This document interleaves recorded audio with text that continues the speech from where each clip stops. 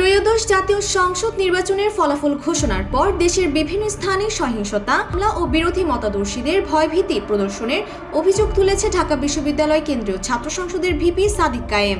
শুক্রবার নিজের verified Facebook পেজে দেয়া এক পোস্টে তিনি এই অভিযোগ করেন। একই সঙ্গে তিনি ক্ষমতাসীন দল ও নবনির্বাচিত প্রতিনিধিদের প্রতি কঠোর বার্তাও দিয়েছেন। সাদিক কায়েম তার পোস্টে উল্লেখ করেন, নির্বাচনের ফলাফল আসার পর থেকেই দেশের বিভিন্ন স্থানে বাংলাদেশ জাতীয়তাবাদী দলের নেতাকর্মীরা নৃশংস হামলা চালাচ্ছে। এমনকি শিক্ষা প্রতিষ্ঠানগুলোতেও ভিন্নমতের শিক্ষার্থীদের দেখে নেয়ার হুমকি দেওয়া হচ্ছে বলেও দাবি করেন তিনি।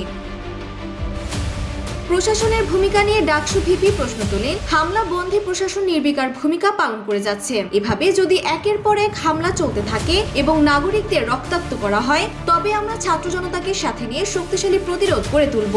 তিনি আরো বলেন, জুলাই বিপ্লব পরবর্তী নতুন বাংলাদেশে কোনো ধরনের সন্ত্রাস ও মাফিয়াতন্ত্র কায়েম হতে দেয়া হবে না। নির্বাচিত প্রতিনিধিদের দায়িত্বশীল হওয়ার আহ্বান জানিয়ে তিনি আরো বলেন, বিজয়ী দল ও নেতাদের উচিত তাদের নির্বাচনী এলাকায় সংঘাত বন্ধ করে সবার জন্য নিরাপদ পরিবেশ নিশ্চিত করা। Desk report, Bangladesh bulletin.